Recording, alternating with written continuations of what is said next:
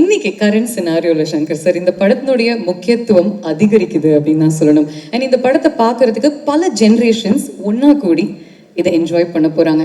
உங்களுடைய கதையில் எல்லா ஜென்ரேஷனுக்கும் ஏதாவது ஒரு விஷயம் வச்சுருக்கீங்களா? How does this span across generations?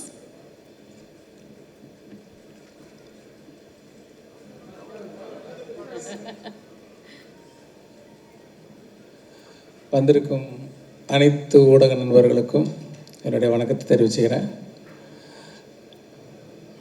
முதல்ல இந்த சேனாபதி கதாபாத்திரத்தை உருவாக்குறதுக்கு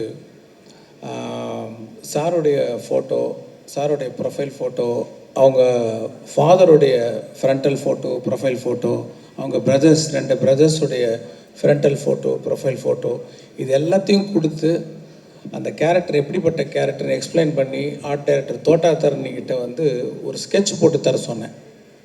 அந்த ஸ்கெட்சை பார்த்தவொன்னே ஒரு சிலிர்ப்பு வந்துச்சு. அந்த ஸ்கெட்சு தான் அந்த லுக்கு இப்போ நீங்கள் படத்தில் பார்க்குறது, ஒரு சிலிர்ப்பு. அதே மாதிரி முதல் நாள் ஷூட்டிங் வந்து அந்த இந்தியன் தாத்தா கேரக்டரில் அவர் அந்த சைதாப்பட்ட ஸ்கூலில் வந்து அப்படி வந்து நின்றும் போது ஒரு சிலிர்ப்பு வந்துச்சு உண்மையாகவே.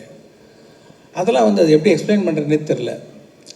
அதே கேரக்டர் ஒரு 28 வருஷம் கழித்து ஒரு மேக்கப் டெஸ்ட்டு போட்டு, மேக்கப் டெஸ்ட்டுக்கு அந்த மேக்கப்லாம் போட்டு வந்து நின்னப்போ அந்த சிலிர்ப்பு பன்மடங்கு அதிகமாகிடுச்சு. நான் பல மேடையில் சொல்லியிருக்கேன், அந்த ஷூட்டிங் ஸ்பாட்டில் வந்து அவர் உள்ள கமல் சார் இருந்தால் கூட அந்த மேக்கப்பில் வந்து இந்தியன் தாத்தா இருக்கிறார், நம்ம பக்கத்தில் இருக்கிறாருன்ற ஒரு பயம், ஒரு மரியாதை, என்ன வந்து ஒரு நம்ம ஆக்டர் கமல் சார் தான் யோசித்தாலும் அதை மீறி அந்த இந்தியன் தாத்தா தான் அந்த செட்டில் இருக்காருன்ற ஒரு உணர்வு எப்போ பார்த்தாலும் எனக்கு தோணிக்கிட்டே இருக்கும். ஸோ அப்படிப்பட்ட ஒரு ஐகானிக் கேரக்டர் 28 வருஷம் கழித்து பார்க்கும்போது எனக்கு வந்து ரொம்ப சிலிர்ப்பாக இருக்குது. அவருடைய ஒவ்வொரு சீனையும் பார்க்கும்போது ரொம்ப சிலிர்ப்பாக இருக்குது. அதே சிலிர்ப்பு ஆடியன்ஸுக்கும் இருக்கும்னு நம்புகிறேன். நீங்கள் கேட்ட மாதிரி ஒரு கதை, அந்த கதைக்கு என்ன மாதிரியான திரைக்கதை, என்ன மாதிரியான காட்சிகள் வந்து தெரிஞ்சோ தெரியாமலோ எல்லாருக்கும் பிடிக்கிறமான விஷயங்கள் வந்து உள்ளே வந்துடுதுங்கிறது தான் உண்மை.